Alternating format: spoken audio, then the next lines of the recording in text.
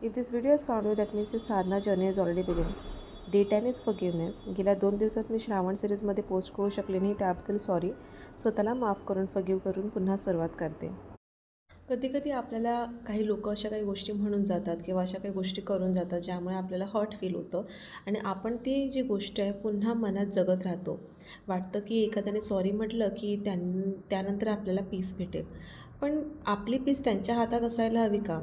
फॉरगिव्हनेस म्हणजे ना, ज्यांनी जे गोष्टी केल्या ते योग्य होतं असं मानणं नाही आणि कदाचित त्यांना परत आयुष्यात घेणे असंही नाही.